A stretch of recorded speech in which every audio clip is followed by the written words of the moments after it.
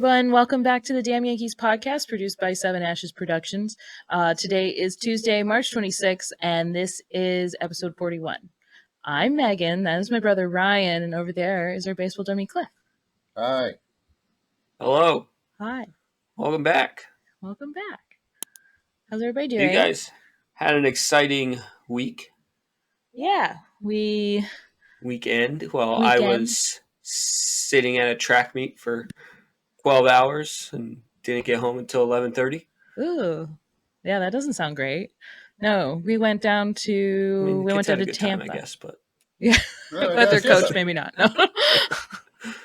Coach came back home with swollen knees and oh no, that's what happens when you're tired. Almost 30. Yeah.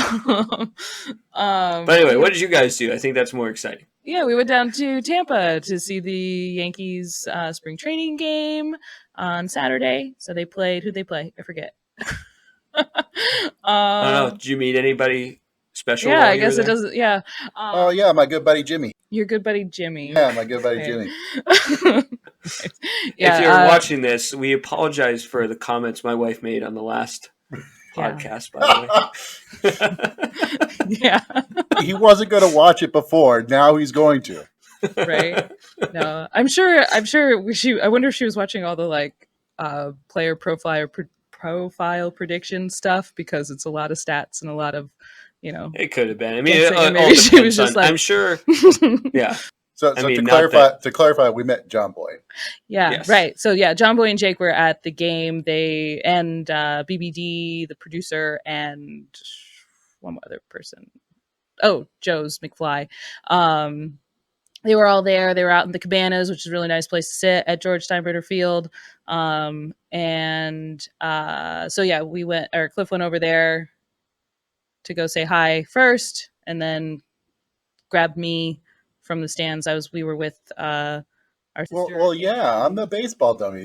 Meeting him for me didn't mean as much as it was going to mean for you. So, well, yeah, I mean, it was pretty cool. I appreciate you getting me out. I was watching the game though.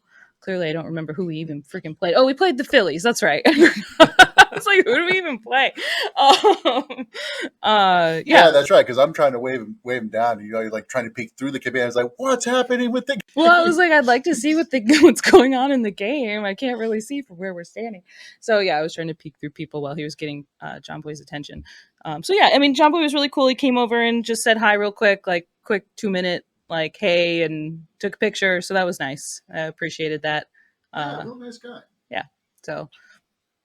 So told him that our podcast wasn't all that serious, because it's not really, and he just kind of said, yeah, that's how me and Jake got started. So it was kind of cool to talk to him. For literally sounds 2 minutes. Like a cool guy. Yeah. So that was nice. He did not have to come over and talk to us, and for Cliff yelling Jimmy. I didn't yell it like that. I mean, he kind of did. But that's fine. I appreciate you doing that for me, because I would never have done it. So, definitely a cool moment. Cool. Yeah, the Yankees ended up tying the Phillies that game, but that doesn't really matter, right? Because of spring trading. I even forgot they end in a tie. Like, we was leaving, I was like, what the heck? Oh yeah, it's spring training. Who cares? Yeah. Who pitched that day? Heel pitched that day. His name is Gil. His name is Luis Heel, not spelled Gil. Yeah. No. Well, you posted something spelled Heal. It's the AI. Mm-hmm. Likely excuse. Well, I can understand the AI text in the video itself, but even your tweet said heel. The foot. Also, okay, fine. Also from the AI, it's like one of 4 accounts that I'm responsible for. Well, so I told you I was going to give you a hard time about it on the pod, and I am, because so next time we talk about Luis Heel, please know that we mean Luis Gil, apparently, to the AI. Well, even that will pop up wrong, because that will pop up for the AI as Gill, and it's true. One it's L. Not. Yeah. So regardless, he pitched pretty well that day, and then as we'll talk he pitched very well, and he earned the fifth starter spot. So like we're gonna talk about that a little later. But so that was cool. Oswaldo Cabrera hit a home run. Also good considering.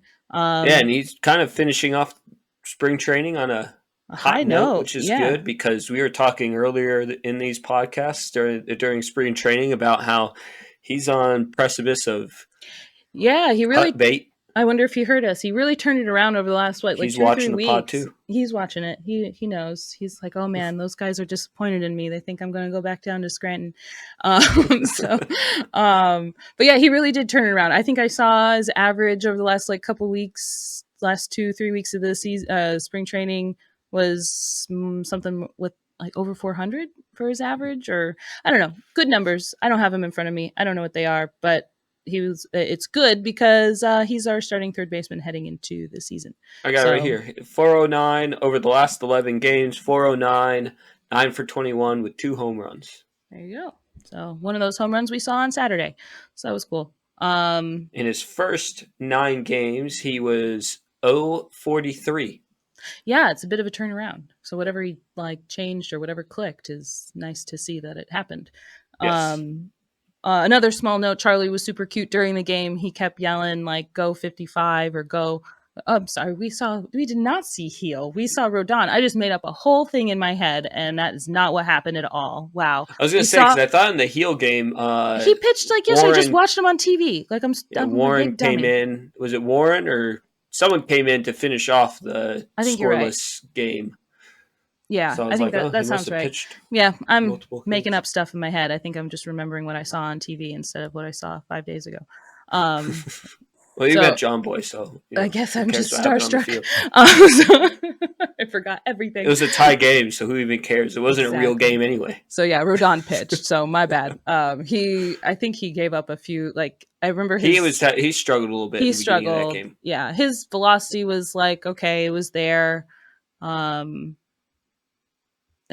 He was but like he did say after he got off the mound that he felt like he still had like bullets left in him, that he felt like he could go longer. So I feel like that's a pretty good sign, at least as far as stretching him out goes and getting ready for the season. And so that's good. I mean, every start isn't going to be stellar. Hopefully, some of the better starts are more predictive of how the season goes. At least we all hope so. Yeah. So, and I heard someone say that kind of how spring training has gone for Rodon is probably a pretty good. I kind of figured that was going to happen. You did? Well, didn't you see like his video quality got like progressively worse? I did not see that. Oh, you're back. Were you hearing us the whole sorry. time? That's okay. Nope. just now my thing said it cut out for internet issues. Gotcha. So anyway, sorry about that. Okay. It basically just that someone said that Rodon that his spring training could be pretty vindicative of how, if that's the right word, of how the season will go. About every 3 to 4 starts, he's going to have a bad start mixed in with some decent ones. And that's better than last year because every start was bad.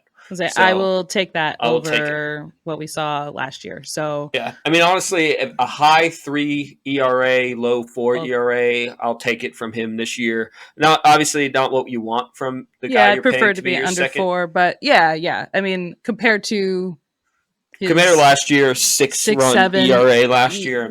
Whatever ended up being at the end of the year, it just got awful. Yeah, agreed. So I guess thanks Charlie for the whole game he was kind of yelling the numbers, and I kept saying, well, that's Rodon, and he was like, that's okay, I like saying the numbers. He was very cute.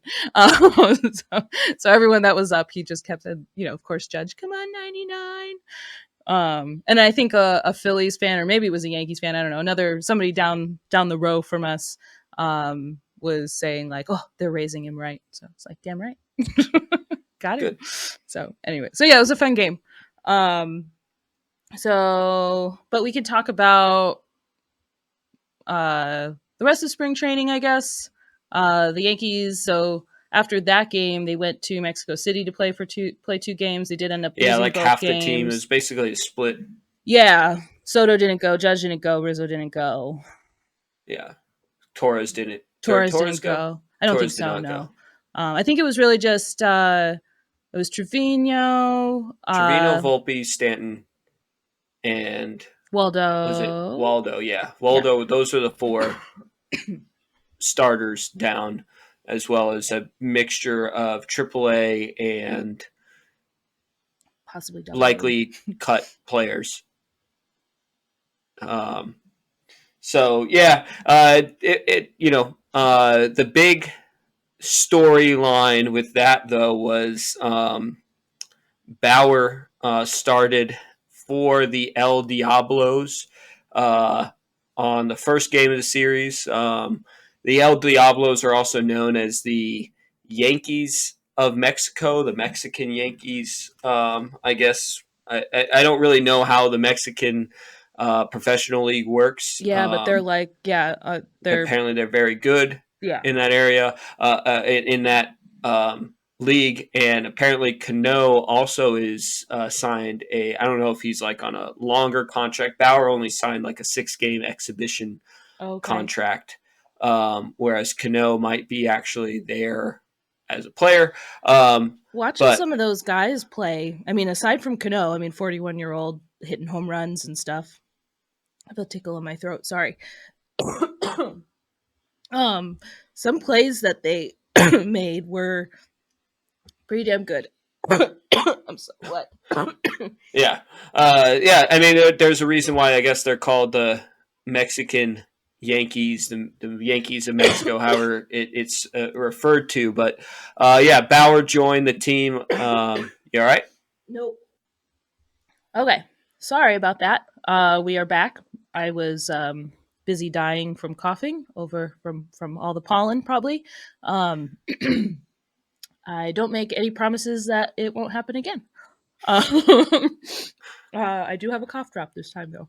So, okay. Sorry, Ryan. You were saying that Bauer was pitching against the Yankees in Mexico City. So Bauer signed, basically, from what I saw, was a 6-game exhibition contract, which included these 2 games involved in it. So obviously, he only played in one of the 2 games. There's a lot of controversy that when it surrounds Bauer in general when it comes to it's very polarizing, I think, amongst not only Yankee fans but MLB fans. Bauer has his own following, and then there's a lot of people, obviously there's a lot of people who don't like Bauer. There's a lot of people who love Bauer and think that he deserves his redemption to MLB.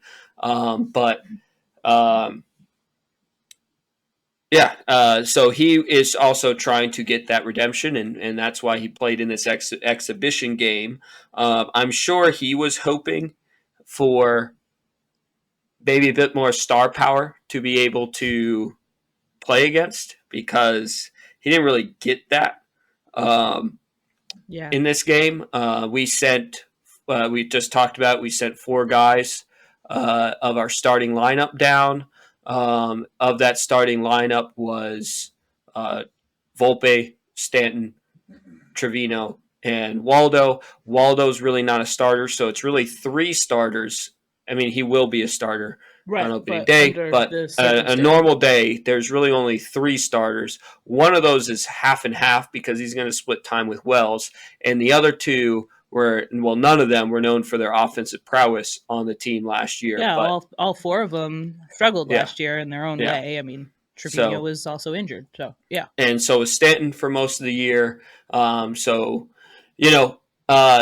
To say that he was placing against facing some star-studded Yankees lineup when you don't have Judge, Soto, Rizzo in that lineup is a bit of a stretch, to say the least. I have seen a lot of people have takes on his outing. So basically, his outing, I think, ended up being 3 innings pitched, 3 strikeouts, 2 walks, 4 hits. 4 or 6 hits, something like that. I think he had 6 guys total on base. So I think it was 2 walks, 4 hits, 3 strikeouts. And no earned runs. And so, of course, the pro Bauer people see the no earned runs, and they are clamoring that he is a masterclass of pitching dominance from Trevor Bauer. And then on the other side, the people who very much hate him are saying that it was the worst start ever for him, and he played like absolute shit. It's kind of more in the middle there. He gave up a lot of hits. He walked people who he shouldn't have walked, but he also struck out Volpe Stanton. and Stanton, and I think he struck out Volpe with like bases loaded. Yes. So very much a high pressure leverage situation against an MLB starter. So there was bad and there was good in it, but at the end of the day, I don't think anything would have made a difference as far as MLB scouts go. Not a single scout showed up to his Dodgers exhibition game. I'm sure there was some MLB scouts maybe at this one just because of the rest of the Mexican Yankee between the El players Diablos players on that team. Yeah. So I'm sure that there was some there, but there has been no. I mean, Bauer's basically said, "I will take the league minimum," and nobody has said anything. Nobody's taken him up on that. Yeah. I mean, I could be completely wrong, and tomorrow we'll find out that some team has signed Bauer on a minimum. It's not going to be the Yankees, so I don't know where Yankee fans, the ones who are pro Bauer, are thinking that's going to happen. Yeah. Regardless, I mean, because we could talk forever about the legal stuff when it comes to Bauer. Regardless of how any of that stuff is, one, it's very well possible that MLB knows more than we do of like what's come out. Like they've done their own investigation. They did in their investigation. They knew enough that where they felt that the longest suspension for this was necessary. And of course it got reduced, but it still ended up being the longest in history. And there's plenty of podcasts. There's plenty of people out there talking about whether he did right or whether he did wrong. But I just want to point out the facts when it comes to Bauer over his career. And this is taking out that side of things. With the Diamondbacks, where he started his career, he upset his catcher, GM, and coach during the tenure over a variety of different issues. This is a rookie coming up who wanted to do things his own way, wouldn't listen to trainers or anybody else. Part of that is because he felt that his training is what, on his end of things, he felt his training is what got him to be the type of pitcher he is, and he didn't want to change that. But he upset his catcher so much, who was Moreno. I forget his first name, but he was such a respected player too that a lot of the locker room sided with him. With the catcher. With the catcher. He ended up going to the Guardians at the time. I think it was still the Indians, but I know he went on to the IL due to getting cut by a drone that he was trying to fix, of which the Indians, they're in the playoffs, and the Indians basically told him that they did not want him messing with the drones because they knew he was pretty active with them. This happens when players are big into pickup basketball. We saw it with Carl Pavano and Aaron Boone. Having issues with that, where the team will specifically say you are not to do these X, Y, and Z extracurricular during off season or during the season. And then the biggest thing that he's known for with the Indians, he disrespected his coach, Terry Francona. One of the most respected managers in the league. Yeah, as he's coming out to take him out of the ball game because he wasn't pitching well, he decides to turn around. It is very customary for that player to take the ball, hand it to his coach, and walk off the mound, whether you have your head hung or up proud or whatever, however you feel. Yeah. Blowing kisses like Rodon, whatever. You give the ball to your manager and walk off the mound. Bauer decided to turn around and chuck the thing 350 plus feet over the center field wall, which impressive of a throw, but Sure. very I can't do disrespectful. that. Disrespectful of a move, and he was shortly after that traded to the Reds, where the next year he won a Cy Young with the team, where All while, while using spider tack. yeah, I was like, and being very public about it. Yeah, at that time, I think he was being cryptic about it because he became more public about it with the Dodgers. But he basically had sent out a tweet that said, "If I use the same stuff that some of these other pitchers are using," is this when he named Garrett Cole? Yeah, I think he named Garrett Cole. I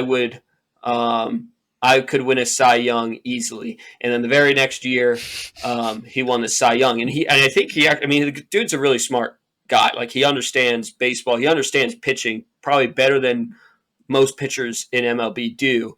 You can't take that from him. Like, he was talking about his spin rates, and this is what his spin rates are now. This is what his spin rates would be if he were to use this stuff. And during that Cy Young season, his spin rates matched what he said. Like, what he said. And I think he even in a game, like on his podcast or on whatever YouTube channel, he said that I'm going to use it for one inning just to, like, this was the year before he won the Cy Young. And he was talking about the differences and spin rates. So then after winning Cy Young, he signs the major deal with the Dodgers. And he had some other issues while he was there. Well, didn't he sign with the Dodgers? Like, wasn't that also like a creative contract so that every year the Dodgers or he like mutually could opt out? Am I remembering that right too? That I don't remember that specifically, but it could be. I mean, he did a lot of weird things with how I feel like things, but it must not be an opt-out thing because they were on the hook paying him money. So okay, you're right. It couldn't have been an opt-out on. There was something creative, quote unquote, like done with that contract. I remember thinking like, interesting. This gives the team an out, and maybe it was after 2 years, or I don't know. I just remember. But I know there was enough where he couldn't. Anyway. They had to pay him. Well, anyway, talking for this more than I probably should have. Just Bauer. There are a plethora of different issues that he has had that's pissed off teammates, coaches, ownership throughout. I think the only guy he hasn't pissed off on record is Mookie Betts, who said that he wishes that an MLB team would sign him. But outside of that, like, you just don't hear anything. I think that this whole idea of Bauer getting signed off of this game, regardless of how he pitched, I don't think that the stats really showed a guy who, like, if this was just a regular guy, like, let's say, like, remove the Bauer name, switch the name up to somebody who was playing for the Diablos before, and you saw that stat line, and you're just like, well, yeah, he played against a mediocre Yankees lineup. Yeah, I don't think what he did against the Yankees was very impressive. And I also, I'm not going to touch on any of the other stuff, but like, I think like, even if he had pitched a perfect game, given all the stuff that you have said and everything else that has happened with the Dodgers, with the, all the sexual assault stuff, there's, there's rumors of more women. There's rumors that, like, I just feel like MLB knows more information that, and even if they don't, and all these people who are saying that he's innocent or whatever, his quote unquote extracurricular activities create a very, so what I'm looking for, he's a liability. And the Yankees do not like PR liabilities. And like, at best, he's a distraction all season long. And you can, blame the media about that or not, but that's the matter of fact of what a Trevor Bauer in a Yankees uniform would be. Every day, questions about that. And it's a distraction in a year that we have Juan Soto for 1 year. Like, it's not going to happen with the Yankees. I think, like, honestly, a team that it could very easily happen for, and I'm just thinking of this now, if there was a team, like, when we're talking about distractions, we're talking about liability, what is a team out there that, one, could sign players for cheap because they're cheap, don't care about public scrutiny because they already have the public scrutiny, and their fans hate them, and there's no distraction to be had because they suck. Are you talking about the Red Sox or? Oh no, I was talking about the Angels, but that's East Coast, West Coast. yeah. Not sure if. Yeah. Yeah. No, I'm talking about the maybe Angels. Like not the Angels. Did I say could- the Angels first? You did I say the meant the Angels. Athletics. Oh, I meant the Athletics. The okay. Athletics are the team that they sign cheap players. Oh, and their team like they really don't Their have team fans is moving to Vegas, so there's no really more negative press that you can throw upon it, and they suck. So yeah, I mean, like, I think a distraction's not going to matter.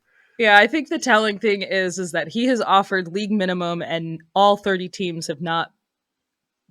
Nobody has taken him up on that offer. No bites. There's at least. Yeah, And I don't feel think like that there's some heard about conspiracy something. of like teams wanting to sign him, but there's like this blackballing thing of like upper MLB is brass preventing saying, it or don't do something. it. I don't think that there's anything that going on. I just think that teams don't want to deal with it.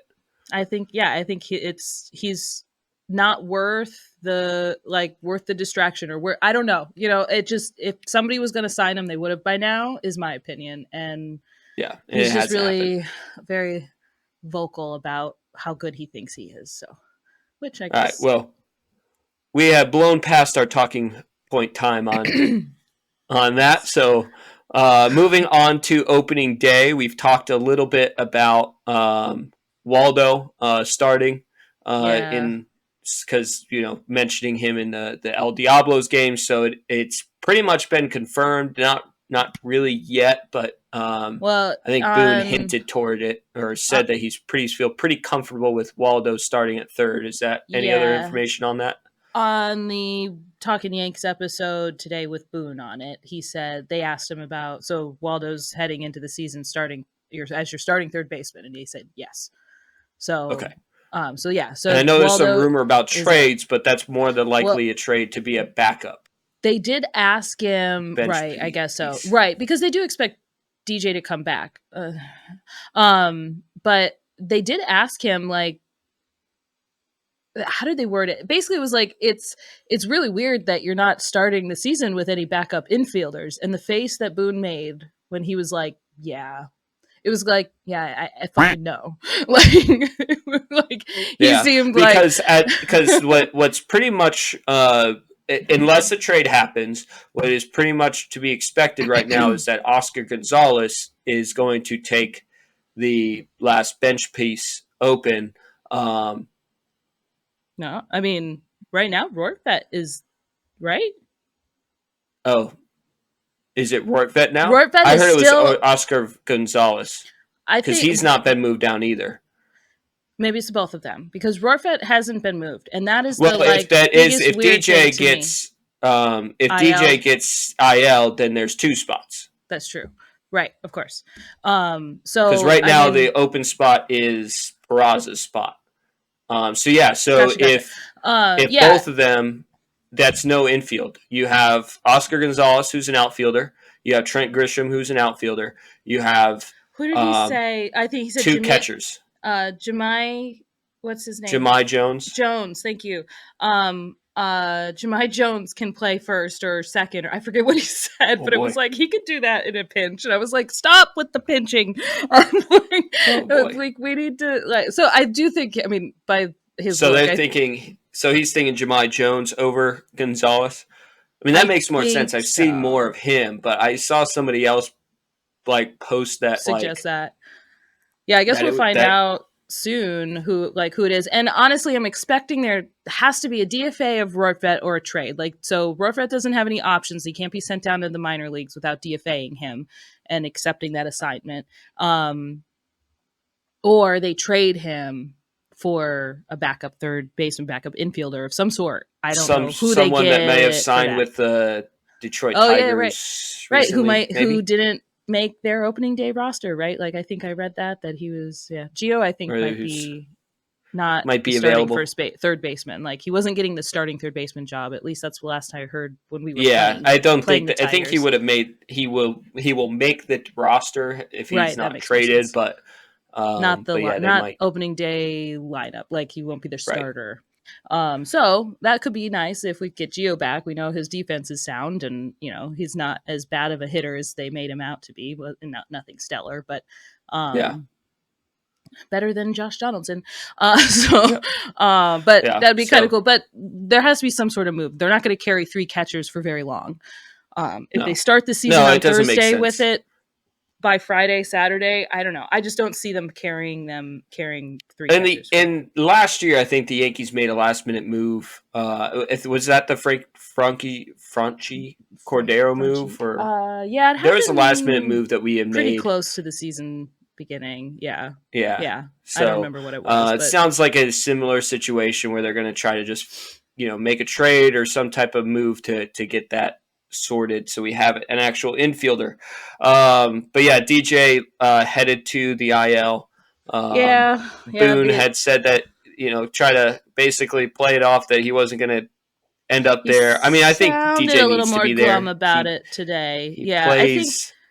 Anytime he tries to play through his injury, it ends up getting worse. So I agree just get there. healthy and maybe healthy. I don't know. I love DJ LeMahieu, but it's hard sometimes, Well, I mean, I don't know how he's DJ getting Lay a little MVP bit. does it. I think he's getting too much hate for this. This is just like Aaron Judge. I don't think it's his fault. This is like Aaron Judge being told that he's injury prone. Like this was a foul ball that hit off the top of his foot. That when they initially did the MRI, there was no broken bones. Now they're sending him back for another MRI on Friday because he hasn't been healing the way they think he should be. So there could be more there than they initially thought. If he has a broken bone, that explains why he hasn't been healing properly or hasn't been rebounding properly, I guess. Feeling, yeah. I'm not blaming him for getting injured. Just it's every time we feel like DJ's making a turn, he has a freak thing that happens. And I feel that. I get that. And we don't need him trying to play on his foot. And apparently, I thought it hit his heel. I guess it really hit the top of his foot, which is why people were upset about him not using the protections. Right, probably. Yeah, but I think most people thought he hit his heel. I don't know. I thought he hit his heel when I thought it was his heel too, because I thought that's what. But Boone said it was the top of his foot today during the interview. So I mean, there's a lot more smaller bones there on the top of your foot, so it's more likely that it could be broken. And the reason they couldn't have seen it on the first MRI is because of inflammation. And I'm sure if it comes out that he's broken something, people will freak out about, oh, we were lied to, or the doctors don't know what they're doing. It's like inflammation can hide broken bones. That is a very legit thing. So I don't know. We'll see what happens. I don't want to. Yeah, he needs to heal. I hope it's not. I hope it's not broken, and that it's bone bruises also can take a while to heal. So I think that's also something to consider. Don't play through it. Let's get you back. It would be nice if we had a backup infielder though to take your place. I guess we have a backup infielder to take your place, and he's done it. Now we have no backups. Yeah.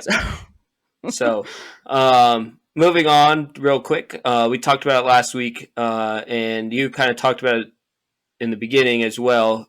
We do have our rotation set as Luis Gil had a fantastic finish to his. I didn't see it live though. Like I claimed. You did not see it live, but he did have a really nice finish to his spring. He did. And he ended up with what? Oh man, I saved this and I forgot. He ended up with like 13 for 20 Ks. I don't remember. It like a lot of strikeouts. This spring training. He had a really good spring training this year. What is that? Is it not on one of your 5 pages of notes? No, this is all about Ohtani. We'll get to that. We'll get to that in a minute. But yeah, he is our 5th starter. Monty, actually, just as we were, Monty was kind of in Yankee rumors again, and more of just that the Yankees would open dialogue. Just before we had opened up, started talking about the pod, started talking during the pod today, Monty signs with the Diamondbacks for 1 year, $25 million. Luis Gil earned, I think, that 5th starting role. But I do want to talk real quick about the Boris clients, what they started off the offseason Yeah. wanted versus what they ended up getting. So those guys are, obviously Snell, Bellinger, Chapman, Martinez, and Montgomery. Bellinger sought $200 million. He signed for $80 million with the Cubs, so less than half. Chapman sought $150 million and signed for declined $100 million offer from the Blue Jays and signed a $54 million offer with the Giants. So almost a third of what he sought after. Snell sought $300 million. He was offered and declined both the Yankees' offers of $150 and $168 million. And then he signed for $62 million with the Yankees. That's almost With the Giants. with the Giants. Signed $62 million with the Giants. That's a fifth of what he wanted. Martinez sought $50 million. He declined a $15 million deal with the Giants and signed a $12 million deal with the Mets. Again, about a quarter of that is what he got. And Monty, which is the biggest decrease of them all, wanted $170 million. He got $25 million. So I can't even do the math on that right away. It's around a sixth-ish plus. So obviously, with the bigger numbers, they wanted years on top of that. But as far as guaranteed money goes, they did not reach. None of them. The closest one was, I think, Bellinger, which was just under half. Mm-hmm. Yeah, I mean, Boris clearly overplayed his hand this season, this offseason with all of his clients. I think he saw what Ohtani signed for and was hoping that he drove up the market for everybody, and all the owners forgetting that Ohtani is in a different world of So I mean, that Joel Sherman clip that went around basically berating Yankee fans for wanting everyone on the market, which may be true, but I think he had a good point that all these these pitchers are asking for, Monty's asking for what he's asking for, and no team is biting. It's not just the Yankees. No team is biting. And the Diamondbacks finally bites at 1 year, $25 million with, I think there's I'm shocked that they went for $25 million, but yeah. Yeah. I think I read there's an option for, or, he can be fully vested for 2 years. The contract's very new, so things just keep coming out about it. I mean, basically, though, all these guys are essentially on 1 year prove-it deals. Because even with some of these contracts, like, they have stipulations. I think Bellinger has a stipulation where he can opt out. Chapman has a stipulation where he can opt out. Snell, I think, has an opt-out clause. Martinez and Montgomery both only signed 1 year deals. So all of these guys are essentially in an opt-out or in a 1 year prove-it deals. Yeah. So I think and there's a lot of people who are mad with Monty, a lot of people are mad with the Yankees about this Monty thing. I've seen several people on Yankee Twitter claiming why, like, it's absolutely disgusting the Yankees couldn't make this happen. Where, like, I feel like I've said this before. I feel like when, like, it's not just Yankee fans in general have, like, this belief that MLB actually works like MLB The Show when it comes to signing and trading players. When you're doing MLB The Show, you get to see what all these teams during the offseason, you get to see what all these teams are signing the biggest free agents for. And you can try to match that, and you can try to gauge their interest by changing certain dynamics of the contract. It doesn't work like that in real life. Like, one, Monty was disrespected by Chapman. Cashman. Monty was disrespected by Cashman in his final year heading out, where basically he said that his fastball sucked. He wasn't going to be a playoff starter, and he didn't want to play for them. And it was like, I had heard multiple times where he said that he wasn't really interested in going back to the Yankees. And I had said it last year where I would be shocked if the Yankees were able to re-sign him, not because the Yankees didn't want him, but because he didn't want the Yankees. Why would he want to return there? Yeah, I mean, so he's not calling up the Yankees and saying, "Hey, the Diamondbacks offered me 1 year, $25 million. Will you match it? He's not doing that. They offered him a contract, which was, I think, way more than any team was willing to go. No team contacted Monty. I think the Red Sox were the only ones with rumored interest, but they wouldn't go near it because they didn't want the amount of money. There was no offer on the table for Monty until this 1 year, $25 million. And I'm sure part of it was a panic on his end. Hey, games start in like 3 days. And I think it was a panic on the Diamondback side of, hey, we need a guy this year to go up against to keep us in with the Dodgers and Snell with the I mean it's the Padres have a good squad. The Giants add Snell. Dodgers are the Dodgers. Well, and Jeff Passan just tweeted that the talks between the Yankees and Jordan Montgomery never advanced past the early stages. So it doesn't sound like an offer was made by the Yankees. Jordan Montgomery was very likely, like you said, not interested in returning to the Yankees. Maybe interested in hearing out maybe what they had to say, but clearly it didn't go past any early stage. And again, he's not bringing that contract back to them to say, can you match it? Will you match it? Like, they're not doing that. So for people to be mad at the Yankees when a guy clearly does not want to sign with this team, it's just silly. It's insane. Yeah. So, I mean, were we gonna go through our opening day lineup prediction, or was that I wrote down the lineup prediction? Sorry. I think the only thing I was gonna say was probably Glaber's going to lead off because DJ is out, and those are the lineups we've been seeing at the end of spring training. That's all I had. Yeah. And the only addition that I would change in mine when we talked about it in a podcast before is I do think Trevino gets opening day over Wells. I was. But I think that also depends on and I'm sure it's out. Whoever is the opening day starter for Framber Valdez is it Framber? Mm-hmm. And so I think that kind of determines it too. Is he a lefty or righty? If he's a lefty. So then I bet you Trevino gets the start. Probably. I think you're right. Where I was going to go with that. So that's my only change. And and I think I agree with you without DJ there. And if it's the lefty up, they're not putting Verdugo to start. Right. In the same way that you're not going to. Have they put Verdugo as the leadoff in many? I don't know. I think only 1 or 2 games. But that obviously changes now with DJ out. So. That's true. DJ was. So I think we're going to see is that Torres now basically takes in the DJ spot where if it's a right or it's a lefty up, Torres is leading off, and I think not every single game Verdugo against righties, but I think you'll see a few games here and there with Verdugo up against righties.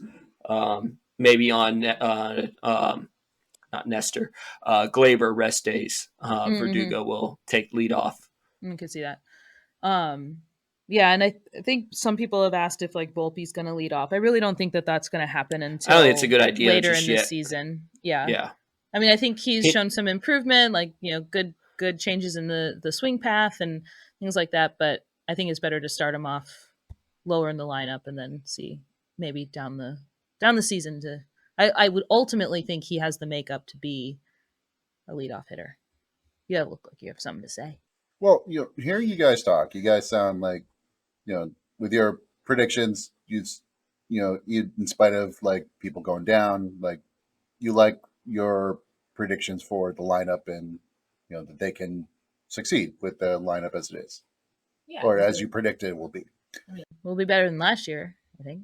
Well, so question: why is it that I saw doing my research that Baseball Reference predicts the Yanks to finish third worst in the AL East? And I'm sorry, in the AL, and last place in the AL East. Yeah, I saw this going around Twitter today or yesterday or whatever day.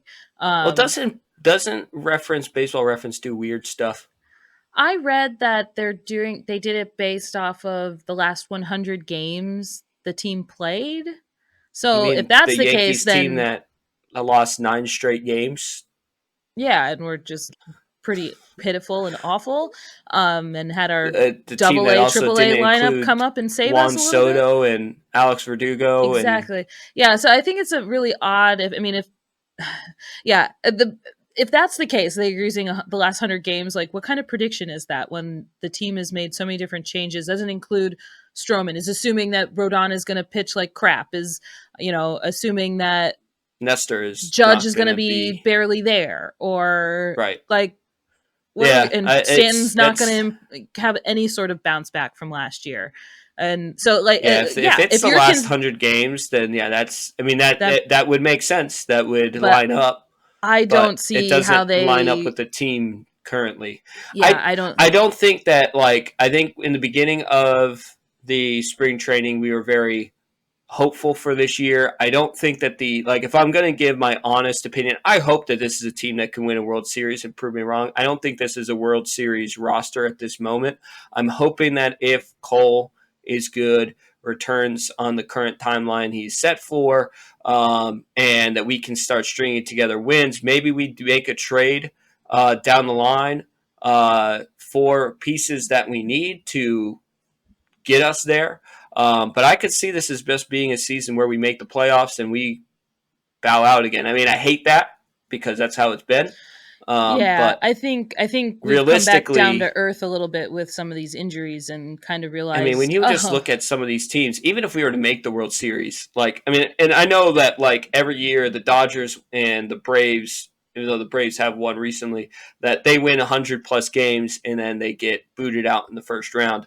But I would be shocked if any team outside of the Braves. I don't even think the Dodgers make it to the World Series. I think that they're cursed with playoff losses after 100+ win seasons. But the Braves are such a good team. Like, they've got 5 guys predicted to be in the top 10 of home runs this year. geez, I didn't know that. I mean, Yeah, I that's mean, insane. yeah, yeah.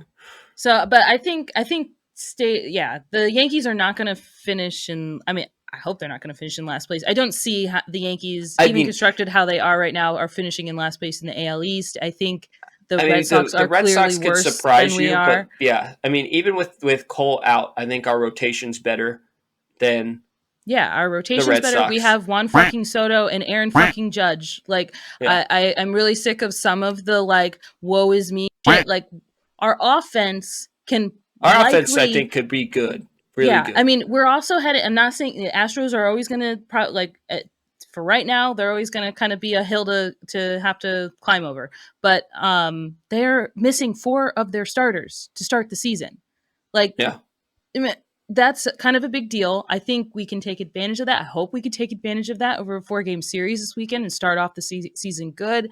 I think we have enough to kind of get I us think we have enough to through. give a chance. And We do need I to know make we some hate moves over. Cashman's quotes of the playoffs are a crapshoot when he uses an excuse, but that's where we could potentially do something. Is I don't think this is a team that's going to win 100 games and dominate. And maybe that's my point. Is we're not dominating our way to a World No, Series this year. the This isn't a roster lined up where that's going to happen. But I don't think that 72 wins should be the that expectation of what this no. team's Pacoda middle ground says, is, yeah, Pacoda says we'll win 92.7 wins, which I think based is on whatever their realistic. I mean, I predictions. think That it could seems a be bit around more 90.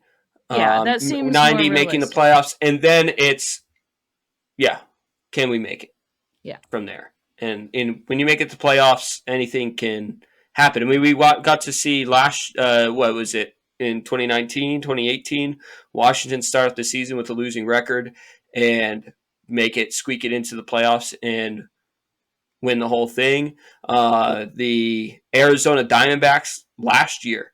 I mean, they started off really well, but squeaked their way back into the playoffs by like a game and made it to the World Series. So, I guess that's what I think both of us are saying here is that Yeah. make it to the playoffs, and then we'll see what happens when the Yeah, playoffs I think happen. some people are even predicting that the Yankees won't make it to the playoffs, and I guess we'll see. I mean, I think Cole's recovery has a big, we'll kind of predict part the of way our that. season goes. And and whether or not they maybe make a deal at the deadline or something. There's certainly not, our starting rotation is set for the next few months. Like this is what it's going to be, barring changes of other people we Right. already have in the Other organization. injuries or other things Um, going around. Yeah. yeah, I just don't see them making any sort of move that will mean doubling the cost unless there's something with but I think right now our biggest concern is third base. So if there's going to be any trades happening, third base Yeah. I think it's or going to happen infield around third help base. is going to be our deal. Or I think the starting pitch, pitcher. damn, um, Nestor, those are fighting word. No. uh, I think that the starting pitching question, like you said, is closed. I think that boat has sailed. Like our rotation this year solely hinges on Cole's return from injury, Rodon and Nestor's comeback. Like how well will they return? I do think Um, Schmidt has shown a lot of improvement, improvement. especially he finished the spring off really strong. I think his Yeah. last Oh, outing was like maybe not no hit, but like definitely no runs, 5 innings, and I was going to like mention too that I think part of I don't think this is what they're thinking now, but putting Nestor as the ace role right now makes it very easy that if he's struggling, I think Nestor is a guy who, when Cole returns, if he is still struggling, because I think of anybody, this like we've seen good flashes from Rodon, we've seen the improvement from Clark that you're mentioning, we've seen Stroman pitch very well, and Stroman's pretty consistent. I don't think he's going yeah, to be MVP or Cy Young style pitching, solid but though. he's going to be mid to low 3 ERAs kind of guy. Not a high strikeout rate, but he's Yeah. not going to give up the big home runs or whatever. We know what we're going to get from him. But yeah, Clark Schmidt's improving. We've seen the flashes of what Rodon, what the guy we signed, still with mixed in some of last year Rodon. But Nestor really this spring training hasn't looked great with the exception of one or two starts. I mean, isn't Yeah. his ERA like up in the eights? Is it in the eights? Wow. I'm I not could be sure what his wrong, but ERA it's is, high. but I know I haven't been like I yeah, I haven't been entirely comfortable with Nestor starts and Yeah. trusting So him bouncing back. So I uh think he's coming into a contract year too, if I'm not mistaken. And so if he's struggling and Heel looks good and Schmidt and all the others, they're all healthy and everything's good, when Cole comes back, Nestor could be the one out. or And I like Nestor, he nasty could, Nestor. I mean, he He's been started a in the fun. bullpen as well. Like he Yeah, transitioned he from could end up bullpen to from a starting bullpen. pitcher. There's nothing that says he couldn't transition back into it if he can't give the length anymore that he needs to, or he's not recovering well That is between true too. starts. Like maybe that's the move. I've seen a lot of people say that too. So, yeah, I was just trying to look up his spring training stats, but I completely blew past it. Yeah, his ERA is 7.71 Okay. for spring training over So 14 just innings under 8. pitched. Yeah. Yeah. So yeah, So it's 4 not games great. started, 14 innings pitched, 0-2 record, whatever that means. But 7.71 ERA is not a good thing. So yeah, No. I mean, and him being the opening day starter, I know people were like freaking out about that, but it's like it's just a game. Like it's the Yeah, first game of the it's the year. first Yes, game of you the want to win season, it. and There is a prestige to being the opening day opening day starter. starter. Of course Yes. there is. I think the But Yankees are just in a different situation too, where yeah. again Stroman, like you can see how the way this end of spring training has ended with how they structured each of these guys' final games to Yeah. set up for when they would pitch again in the regular season. I think it would be a lot to have moved Stroman. We talked about this late into spring training, where it would feel comfortable for him, and then on top of that, I think that Nestor, maybe they are thinking about it. Just as what I said is that Nestor is kind of that guy who like could be. It's either going to be him or Heel that are bumped out, and putting him as the number one is an easy. Like you don't even have to adjust him if you feel that Cortez isn't it. Cole gets slotted in, and he either gets moved to the bullpen or he's traded, and you don't have to do anything with the rest of the rotation. Yeah, and I don't know. I kind of see it. It's the same. It's a rotation. It's like the lineup. Your number 9 hitter is often kind of like not your leadoff. Obviously, they're not your leadoff hitter, but they're kind of like your secondary leadoff hitter. Like they can flip over the lineup. Sometimes you're going to start your innings with 9-1-2, right? So Right. like and so I say that just to give more evidence that it should be easy to remove him or lengthen a rest day and put him back in the bullpen or whatever. I think you're that's right. not gonna. It doesn't give him like an astronomical number of additional starts. No, I think that the first season, two, no. if Yeah. the entire rotation were to remain perfectly healthy for the entire season, a 5-man rotation, the 1 and 2 starter, the only ones who get an extra start by the end of the year. Those 2 guys get 33 starts. The other 3 get 32 starts. And the likelihood of there being no injuries in our rotation, and the Yankees organization is slim to none. So yeah, so we'll see what we get. Last year we kind of started off limping with our starting rotation, and it really wasn't the biggest issue, was it? So, yeah. I mean, we started the season off with Brito and Schmidt and someone else that shouldn't have been starting. I don't think. I don't remember now, but I tried to block it. I know it was Brito and Schmidt because we kept talking about which one of those 2 were going to be who'll the stay guy. Or yeah. So yeah. So we'll see how the season goes. Well, we are approaching an hour, and Megan, I know you've got 5 pages on a very interesting topic that we want to talk about. So, we knew that this one was going to go long. It was a very long pod, so thanks for sticking in there. Yeah, so the Ohtani iPay gambling controversy, drama, whatever you want to call it, it has unfolded over the last week. Basically, once we shut down for pod last week, everything kind of just started unfolding. So I did write like 5 pages of notes because everything that was coming out and all the changing stories was like very confusing to me. So, and I'm old and want to see things on paper and not just on my phone, so I did write it all down. So to recap, for anybody who hasn't heard, and I guess living in a cave, if you're even in the baseball world, I don't know how you would have missed this, but Ohtani's translator has been basically accused of stealing $4.5 million from Shohei Ohtani's account, wiring them to an illegal bookie to cover his many debts. So this all got really confusing because ESPN did an interview with iPay, and we heard one story and then it changed. So that's why there's within 24 hours. Less than. So, and also this got confusing because the Dodgers were playing the Padres over in South Korea which was odd. Which was technically the opening series. First regular season game, but then they went back and played some more spring training games. That was a little weird.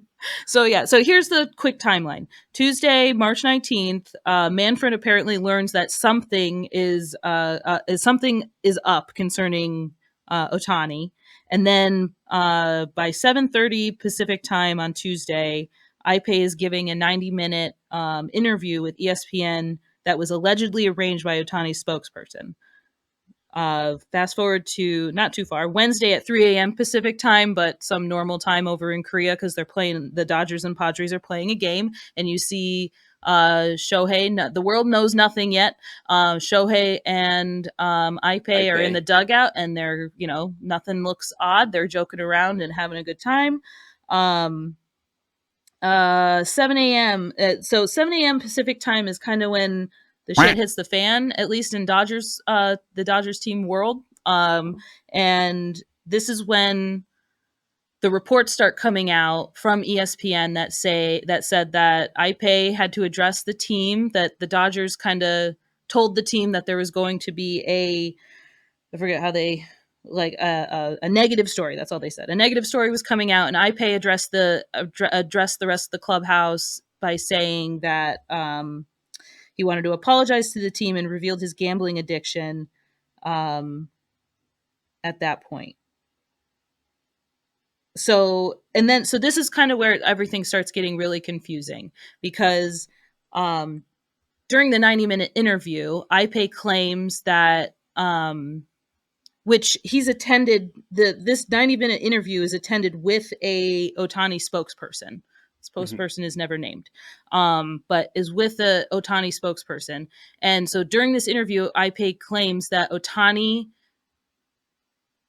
he and Ohtani sat down and logged into his computer, logged into Ohtani's computer, and together they sent 8 to 9 payments of $500,000 wire transfers to a bookie to cover Ipe's debts, because even though Shohei was quote unquote upset with him, he was still his friend and, was willing to help cover this as long as he promised never to gamble again, was basically what I gathered. What a guy. What a guy. So, but then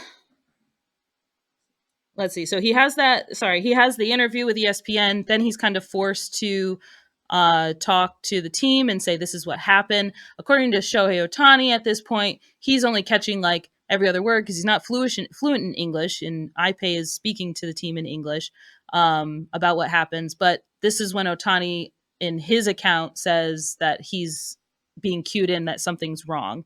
He asks, or Ipe or Ohtani, I don't remember, wants to meet at a hotel so they can clear up what's going on. And that's when Ohtani finds out that Ipe has stolen from his account and to pay for these things. And this is, I guess, where the spokesperson starts calling ESPN to say Ipe was lying and wants to retract everything that was said in that interview.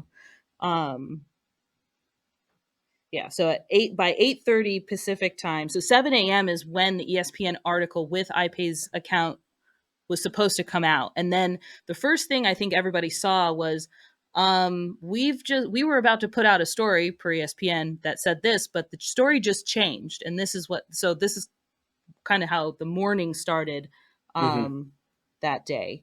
Otani spokesperson disavows Ipe's statement in ESPN 90-minute interview.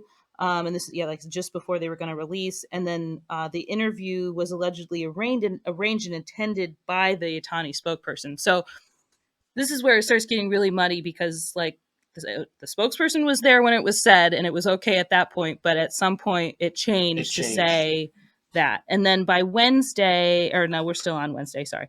By 11 a.m. on Wednesday, Ohtani's lawyer releases a statement that Ohtani is a, quote, victim of a massive theft, and they're turning the matter over to authorities. By 11:30 Pacific time, Dodgers fired Ipe. By about 1 o'clock, ESPN releases a transcript of a phone conversation or a text conversation that the ESPN journalist had with Ipe, now saying that it was all his fault and that he's been told he can't really comment further. They do ask him a series of questions pertaining, like, are you being forced to say these things? Is somebody paying you to say these things? To which he all says no. But they do ask him at the very end if he took money from Ohtani's accounts without his knowledge, and he didn't respond. And then the last kind of timeline for that day is at 1:15. The Ohtani camp claims that Ohtani was unaware of the gambling issues prior to Ipe telling the team in Korea that Wednesday night Korea time. But yeah, anyway. Right. And then he just had his press conference. Yes. What was that, today? Was that today? Yeah. I think it was earlier this morning, right? Or Monday. No, it was Monday. Oh, was it? Okay. So yeah, he did have his press conference. So he has a new translator, which is just the Dodgers translator, and he's saying that he doesn't know what to say. He feels he feels betrayed, or I don't remember the words he used, but basically I heard betrayed didn't know. was one of the words. Yeah. Okay. So I didn't remember if I was remembering that wrong or not, but yeah. So Shohei says during this press conference, where he takes no questions, that Ipe lied and he knew nothing about this, and he never authorized any transfers from his account. And kind of tries to lay out the timeline as best as he can, for how he found out about the whole thing.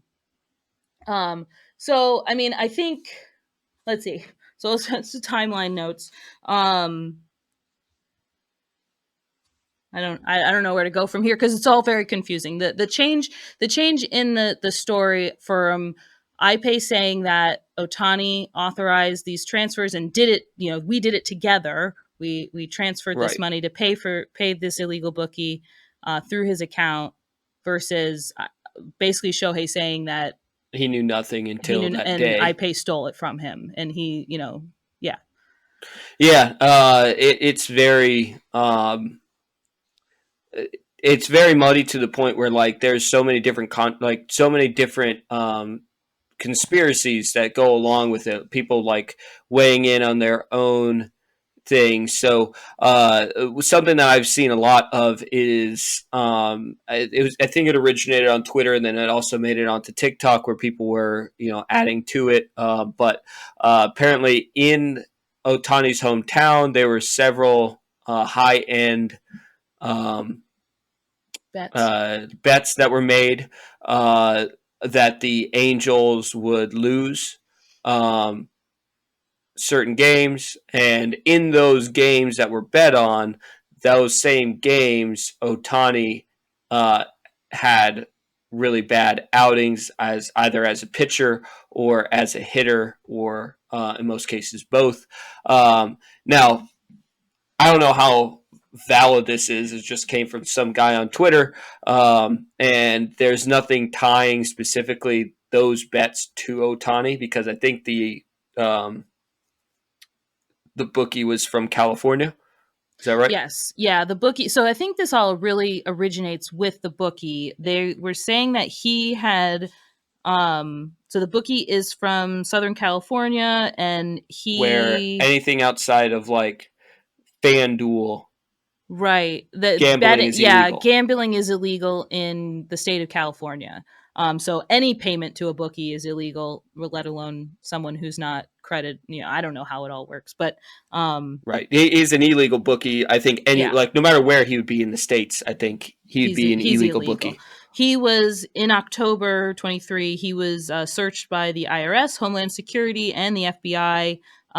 His house was, and I'm assuming this is kind of where everything originated from, where they saw the wire transfers with Otani's name on it, and you do more digging and find out. I don't know, if that traced Find out back to is this actually iPay. an Ohtani account? Yeah, I don't really know how they landed on iPay. I don't really know the connection there, but there are wire transfers with Otani's name on it in this bookie's Yeah, account. because one of the things that I think is important to note, where why these things can like why this sounds to a lot of people very fishy when it Yeah. comes to Otani's side of things, where it like, and I get that Ohtani really hasn't done anything specifically wrong during his career to deserve to not be trusted. However, bookies don't typically deal with people who don't have a credit line I mean, yeah, he was of four and a money. half million dollars So in debt, and he makes reportedly $350 to $500,000 a year, and right. he's So something so like that also doesn't line something's a up, little where odd either the bookie is really stupid, which is probably not the case, because bookies are, if if he's an he's illegal guy, like he knows how to try to, dealing with well, this at kind of least money. he Yeah, tries to know how to deal with that kind of money, and to not take risks. So you're not going to take millions of dollars, to a point where this guy is so far in debt, where he's at $4.5 million in debt, from a guy who doesn't have the money to cover that. yeah, Anything illegal, like anything where somebody is at that illegal, like drug dealers don't deal with people who they don't trust, because they know what they're doing is illegal. Same thing with like an illegal bookie. They're not going to deal with someone who doesn't have credit line. And so that's where I think some things that can be fishy, of yeah, how much did iPay maybe have control to pretend to be Otani, yeah, yeah. or did Otani know more than he's letting on because he's covering himself. Because Yeah. obviously, when anything that comes up with gambling in MLB Is bad. is bad, because we know that Pete Rose, who gambled on games as a coach, for like in favor of his team, like, so he wasn't throwing games, he was gambling in favor of his teams. He has a lifetime ban, and of course, like, one of the darkest times of MLB was very early on with the White Sox. Shoeless Joe Like Jackson. Shirtless Joe Jackson, who took a side bet, or took Yeah. money to throw a game. So Yeah, MLB it's gambling this is a not really sensitive subject because Shohei's already there's already people trying to coin the name of I forget now. It was like Showless. Ohtani. I don't know. That it's the show. Yeah, Shohei Ohtani was somehow put into Shoeless Joe Jackson, who is his. So I mean that's a black eye on the sport, and so if your name is being associated with him, I mean you've got you really need to do everything you can to try to clear your name. And the changing of the story is really, really fishy. The other part of it is, the wire transfers of $500,000 is going to, alert banks or whatever, so I did read a Forbes article that tried to explain how wire transfers work, because I'm pretty financially illiterate when it comes to $500,000 wire transfers. So I've never seen $500,000 in my life. So they say there's typically a limit on wire transfer amounts and can be extended or lifted, but it takes lots of identification checks and paperwork. They're required to file what's called a currency transaction report to the Financial Crimes Enforcement Network per the Bank Secrecy Act of 1970. So there's either way, there's major crime involved in this. They must collect personal ID information about the individual conducting the transaction, such as social security number, driver's license, or other government issued documents. So this would mean either iPay committed identification fraud by saying that Shohei authorized these transfers and producing some sort of document that says, see, he said it was okay. So identity theft and fraud for iPay, or Shohei just lied during a presser, at which knowingly. Pitching Ninja, I didn't know, also had a lawyer hat. He said putting his lawyer hat on, and he makes a great point that this leaves, if Shohei Ohtani is up there knowingly lying, so I mean, if he's saying iPay's lying, I had no knowledge of him taking the money.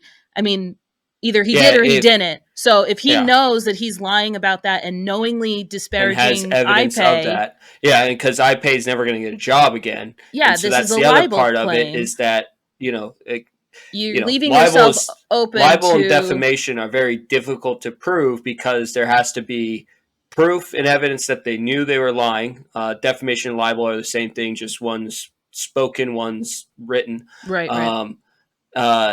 And so I'm pretty sure this would actually be defamation, not defamation libel. Is the spoken thing. Yeah, because libel is written, but I mean it could be that too. But I think the good news is that wire transfers should be able to be easily to there should be a mountain of evidence that either can be, that is not my signature, or I did not authorize. I don't know. It also depends on the amount of trust that Shohei gave iPay. Did he give him access to all everything. Of this stuff? Yeah. And and to some degree, if that's the case, then he should be responsible in the fact that he was that irresponsible. I mean, it's kind of gross. Not gross negligence in a law sense, because I think, but just in a naive, what are you thinking kind of thing, to have iPay be his only is iPay your accountant and your translator and your best friend? Yeah, it's a lot of power to give to somebody in that situation. Yeah, I can understand having an accountant or a financial team as an athlete so that you don't have to worry about your money. Your whole focus is on playing baseball and being the best athlete you can be. Yeah, and Ohtani's arguably the best. I mean, I joked before we talked that, I mean, you don't see Patrick Mahomes. I mean, everybody says Patrick Mahomes is the most athletic NFL player. You don't see him jumping in as a free safety, Right. on the other side. Like Shohei Ohtani both can hit a ball 450 feet or pitch. And if he had to, like when he started with the Angels, he played right field. That's right. Yeah. And he was a So decent right fielder. So he is very. I can absolutely see the scenario where Shohei is not. He has at least put out this persona that he's kind of a happy-go-lucky kind of, you know, easygoing kind of guy. I don't know. That's the impression I get, that he's just out there having fun and kind of a genuine person. mhm, How do we know that? Because he doesn't really, there's not much communication with with the the fans. English fan, like through a translator. Sure, I'm not knocking him for doing that. Just there's a language barrier, so we only know as much as We can he's see. kind of, Yeah. we can see, or he's letting out. We didn't know he was engaged and had a wife until like 2-3 weeks ago. Yeah. So Which I do find it funny, just going off of that real quick. I saw that pop up and it just reminded me of the Hideki Matsui interview where he was like, and this is my wife. Oh, And yeah, it was basically like slightly better than a stick figure drawing. yeah, very rudimentary drawing of here's my wife. That's a very, yes. I Yeah. love Hideki Matsui. He's great. That's hilarious.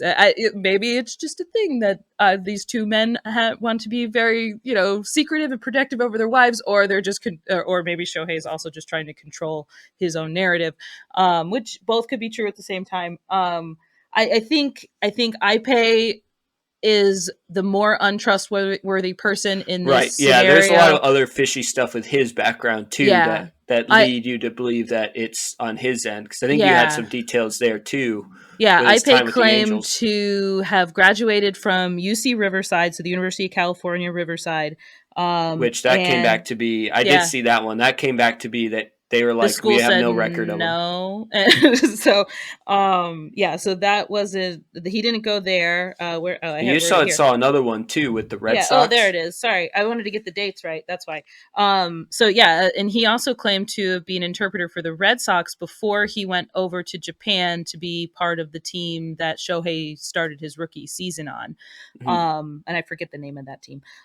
But he claimed to be the Red Sox interpreter for Hideki Okajima and from 2007 to 2011, and then he also claimed to continue to be his interpreter for when Okajima was during spring training while Okajima was with the Yankees, and he failed. Yeah, he failed a physical in 2012, so he never started spring training with the Yankees. So there's another so all of it is Fishy. not true. Red Sox say that he was never part of the organization. They looked through their files extensively to make sure that they had no record of him ever being a part of the organization. They were like, wait, who? Yeah. Well, and what is also kind of like, what the hell? Like all of this information was put into the Angels media. Right. Like, how did the Angels not nobody vetted pick that up? And then when did the... I mean, he's guess not a big name, so I guess the Red Sox wouldn't have looking through media guys and be like, "Wait a second." No, not the Red. But why doesn't? But why did the Angels call them up and say, "Oh, just call even just as a, people call for references all the time." I mean, probably the biggest reference was Ohtani saying, "This is my translator. Take it or leave it." But take, if you don't want him, you're not getting me, kind of thing. Like, he's my translator, because after 2012, Ipe goes back to Japan. He's the translator for the Japanese team that Ohtani is playing the for, professional team. But he's that Ohtani's on. Now he's the translator for the English players on the team. Like the opposite of what he does for Ohtani here, obviously. Right. So he basically, and then that starts their relationship. To the Angels and then to the Dodgers. So he's obviously. He's employed by the Dodgers, but he is Ohtani's... come over here? 2018 was when Ohtani signed here first? 2018 or 2017? 17 or 18, something like that. So 4 or 5 years with Ipe as his translator, turned best friend, whatever. So I'm sure it was like, yeah, he's my translator, that he comes with me, kind of thing. But still, it's surprising that nobody caught on to that. Yeah. And so, yeah, I mean, if there's definitely a Well, and it's a person little that sad for is, Ohtani too. I mean, if he's like lying about all this stuff, and I mean, I don't know if this was nefarious and planned from the beginning. I highly doubt, but opportunist. If he is the liar, and just Ohtani or fraudster Ipe. Ipe that like is being portrayed, then it just sucks for Ohtani that like he was clearly just taken advantage of. I don't know. It's like Yeah. I don't know what to believe. I tend to like try to.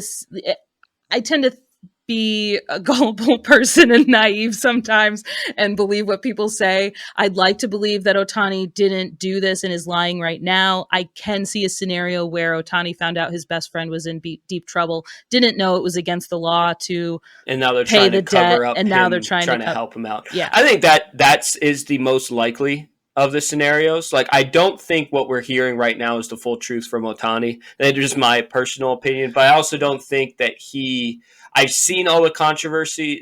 Seen all the not the controversies, the ones that I mentioned, Speculation or whatever. speculations, the accusations, the conspiracies involved around Ohtani's betting.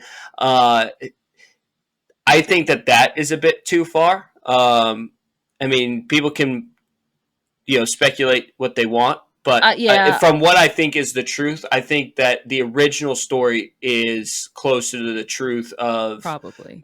Still with some fabrication, but that Yeah. Ohtani was willing to help him out. Yeah. And I do think and then found out that, oh crap, that's illegal, and maybe that Ipe lied about the legality of sure, it and to maybe him as he well. didn't know exactly what he was doing, or and so who knows the truth, I guess. I do think there's an avenue for Ipe just totally lied this entire time, and Ohtani might not have known about it. If everyone was depending on Ipe being truthful and translating for Ohtani truthfully, and the spokesperson is actually not going directly to Ohtani, all these reports and the timelines from ESPN say, per the spokesperson, Ohtani said this.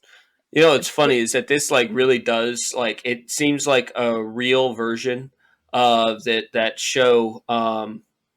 I forget the name of it. It's got the guy, not Jim Carrey, but the guy from Dumb and Dumber, is the lead actor in it. Oh, what's his name, Cliff?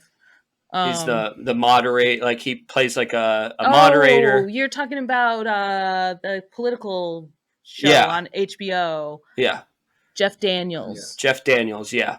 There's a scene that Olivia Munn is in it, and she is talking with a Japanese owner, or I think he owns a nuclear power plant that is potentially really toxic, or really it's a bad situation. The levels are getting out of hand, and she knows Japanese, but the interpreter doesn't realize. Doesn't realize the interpreter. And the interpreter is lying about what they're saying. He's saying all these things, and she's repeating them, and Olivia Munn's like, that's not what he said. Well, I do know that Ipe was asked, have you ever lied about something that Ohtani has said? And he said no. At least, and I'm sure at least publicly that is true. Anytime Ohtani's saying anything in Japanese and he translates it, there's a whole country of people that could say, no, that is not. And everybody is watching what. Everybody in Japan is watching. Everybody's watching Ohtani. And I mean, maybe not the whole country of Japan also knows English, but there's enough people in the world, obviously, that would be able to blow the whistle and say, this guy is not saying lying. Yeah, but yeah, so I don't know. It really sucks that the story was, if Ipe is completely lying and this is all his fault, it really sucks that the story did change, because it just makes Ohtani look suspicious. Really bad. Yeah. Well, moving on, because now we are. This is going to be I think this is our longest pod. Yeah, this is our longest pod ever. So we'll just keep going. But I do feel like there is a lot to talk about today. Even before we were looking at what there was to talk about, it's wow, this is going to be. I think it's. Well, the Ohtani it's stuff good blew stuff to up talk about. everything, and Yeah. and rightfully so. This is a serious and sensitive subject for MLB, Yeah. and I really hope that they handle it properly. They are doing an independent probe or whatever they wanted to call it. Yeah.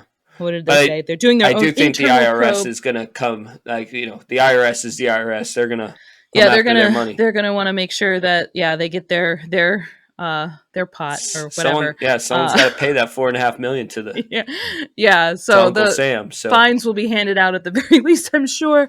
But yeah, so at least the IRS, I guess, is looking into the wire transfers. I do think there's enough physical, like forensic, whatever. There's going to be evidence of wrongdoing on one whichever way or the other, side. right? So we'll Yeah, find I mean, out. it's definitely Hopefully, crazy. we'll find out. It's there will be movies on Oh yeah, this I'm in the sure there will future be for movies. sure. Yeah. So yeah, I mean, hopefully, like you said, hopefully everybody does the right things as they go. Transparency is probably going to be a big thing. Hopefully, they don't handle this like they handled the Astros trash can scandal. Yeah, where I they mean, were just making that it more was muddy and making it worse. making it worse. Yeah. So yeah, it's been a crazy week when it comes to the Ohtani. Yeah. As much news Ipe. has come out, it's crazy that this only came out a week ago, but Yeah. it did. So All right. One last thing from LG. Yes. She had a question. Go ahead. Yes. So Yankee fans out there know this, but anytime that is it always when it's two strikes, or is it I don't know. 0-2 Start with her counts? question though. Yeah, 2 strikes. Right? 2 strikes. Start with her question. So the question is, are the Yankees sponsored by Disney, and what is with the Death Star battle alarm that goes with it?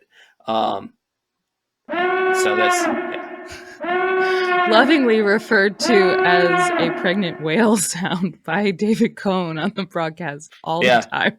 I think RotoWare actually made a T-shirt. Now that I think, and it's like a pregnant whale, and it's. That's funny. Well, it is the Death Star battle alarm. So LG is a big Star Wars fan, as am I, as you can see behind me. She just was wondering, like, is that because the Yankees are sponsored by Disney? I think she was under the impression that they had like some Disney contract, and so. Basically the answer is no, they're not sponsored by Disney. Where it comes from is that the Yankees, was it back in the 70s with, I think it started back in the 70s. Is that when it started? I didn't realize it started then. 70s, 80s. It would have been around the time that the Evil Empire, was... Really? I thought it came to be coined around the early 2000s when the Red Sox and Yankees rivalry was at the height. That probably makes more sense, because I don't know if it was called let's just start with Star Wars real quick. The Evil Empire is obviously the Empire, but I don't even know if the Evil Empire was coined for Star Wars at that time. Like, it was just the Empire. So yeah, you're probably right. It's probably more in the 2000s. But I know it's more about that stretch of time of George Steinbrenner and how he runs the team. Yeah, right. And it was definitely coined by the Red Sox. Like, Red Sox fans called us the Evil Empire as an insult. I mean, the Evil Empire is the one that gets defeated, and that they're the bad guys, and la la la. So the Yankees were always the bad guys, and the Yankees took that as a badge of honor and were like, we're the bad guys. The Evil Empire. And so they take on the Evil Empire. I think especially lately, as our generation has grown up, and that I think they've made that part of the persona. And last year we had Vader, and very quickly he became Darth Vader. Yeah, I mean, and the Empire State Building lit up with I don't know if it really wasn't a Yankee thing. I think it was whatever you guys know. And a show came out. You were watching it. Acolyte? Or no, not that one. I don't know. I think a show is coming out, or maybe it is coming out. But there was some promotion. They were putting silhouettes of Star Wars characters on the Empire State Building. I'm pretty sure. I saw Acolyte is coming out soon. So that is a Star Wars TV show that's coming out. It was announced recently. Like the trailer was announced recently. Okay. Yeah, I think I saw the trailer. And I think, okay, yes, it wasn't just someone doing a Twitter a graphic. It was, yeah, the Star Wars takes over the Empire State Building. So I don't think that was specifically Yankee related, but the Yankees have fully adopted the Star Wars evil empire in persona. many different ways. That I've They seen it in have other ways too. bobbleheads for certain players that they'll do that, yeah, I'm sure there are other things. And then so this star, the Death Star battle alarm siren thing is used for two strikes. Right. Yankee pitcher has two strikes on the opponent, and they're looking to Yeah, get it's a basically strikeout. announcing that they are a one pitch away from a strikeout. Yeah. And so it's always on two strikes. It's not Yeah. just 0-2 counts, right? Right. It's on two strikes because there are some times when it's honestly watching it and they have two strikes and maybe they keep fouling off pitches or they get a ball and it's like the next pitch is still like potentially a strikeout, so they'll do it again. And like sometimes I feel like watching it and going, okay, like, that's enough with the siren. But I mean, it's fun little like Star Wars reference. Yeah. So yeah, nothing to do with a sponsorship. The Yankees aren't either sponsored by Disney or Lucasfilm or Star just Wars. An insurance company. I don't know if an insurance are they company on their sponsored by sleeve. them? I don't know. Yeah, I guess that means that, right? But yeah, it's just something, a play on their nickname, the Evil Empire, that yes, I think it was coined for the Yankees at that time. Obviously started with the movies that came out in the 70s. And just, I think it was like, yeah, I mean, just how George ran his business from the 70s into the early 2000s. They were they were win at all costs. They were, we don't care if you can't afford this guy, we're buying him, and we're buying his contract. They very much you never need enough pitching was one of George's quotes. Exactly. You could never use enough pitching or something like that. Yeah. So, and I think all the fans were, everybody knows that the evil empire, like I said, the bad guys, you're supposed to root against him when you're watching the show, right? But in the baseball world, it's okay. Or in honestly, sports in the world, Star Wars it's absolutely... world, everybody loves Darth Vader for a reason. Like, he is the greatest villain. Sure. Like, he's often ranked as the greatest villain in movie in movie history of all time. And he's ranked up there with like Joker when it comes to movie villains. Well, and it's absolutely true. The rest of MLB also treats us like the villain. Anybody who comes into Yankee Stadium wants to beat the Yankees. You have to beat the Yankees. They're the, no matter how we're playing any year.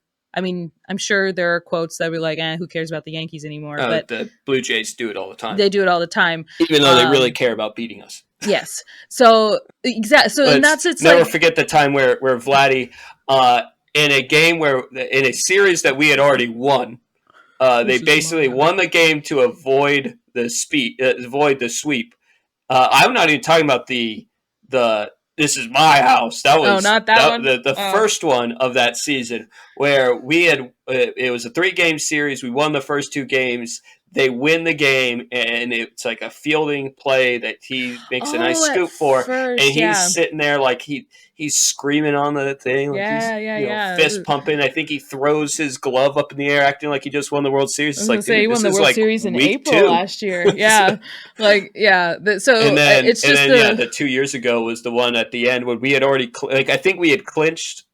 No, we clinched it the next day. We were ready to clinch during that series. They won the first game of the series to prevent us, and he's like, "My house, this is my house." Yeah, and then the next day, we just clinched the playoffs in your house. Clinched the division, didn't we? No, I don't remember. 22. I don't remember. I just know that we clinched something over them. Might have been a division, might have been a playoff spot, but it was definitely like a postseason clinching game, and it happened in Toronto, and they had to watch us. Yeah. No, I think we celebrated, so had to be. I think it was a division win. Yeah, that was the year that we had won so many games early on that it was hard for any team to catch up, but we made it very close. Yeah, we spiraled at the end and then got swept. Yeah, I think Tampa ended up finishing 2 games behind us by the end of the year. Yeah, something like that. But yeah, Everybody wants to hate the Yankees. Everyone wants Everybody to hate hates the the evil Yankees. empire. That's why they coined the That's phrase, what- and that's what yep. that's where it came Yep. So from. anyway, well, Go Yankees. go Yankees. Well, next Darth next Vader. podcast hopefully won't be another hour and a half. I definitely hope that everybody listened all the way through, and thank you to all those who did. Again, I think today just had a lot happened in this last week to talk about. And so I think if we had tried to do this in an hour, I don't think we would have been able to talk in detail about the things. I mean, we took 40 minutes just talking about Ohtani. Yeah. In Well, general, that was so complicated in general. complicated, yeah. So yeah. I think hopefully, like I said, that everybody listened all the way through. And again, thank you for listening all the way through. I think it was I learned a lot. Even I think you did a lot of good investigative journalism into all that timeline stuff. I was just confused, so I think as everyone is. But yeah. Next time we hop on the pod, the Yankees will have played a full series against the Astros, and will be in the middle of a Diamondbacks series. So those are the first two teams we have. The Yankees have a pretty tough beginning to their season schedule wise. So it'll be an interesting one. Hopefully we have a good things type podcast, not a already oh my God, angry this one. Season's over type of podcast. We'll see. We're Yankee fans. It might be over. It's fine. Yeah. But you want to tell them where they can follow us. Yeah, so keep hit the notification and subscribe button on YouTube or Spotify, depending on which one you listen to. Follow us at @damnyankees_pod on Twitter, X, Threads. You got it wrong. Yep, it's @damnyanks_. What did I say? Yankees. Sorry, @damnyanks_pod. It's okay. It's spelled correctly above my head here. Okay. Well, follow what's above Cliff's head on Instagram, Threads, Twitter. Yeah, I don't know where I am, but just we go to Cliff, look up, it's there. Like we had mentioned before, we do Cliff puts a lot up on not only sharing the full podcast, link for the full podcast, but also shorts of this podcast, short clips. So give those a follow, and then if you're following on Facebook @damnyankspod, no underscore. You better be following us after watching it this long if you're still here. So until next time. Yes. Until next time. See ya. See ya.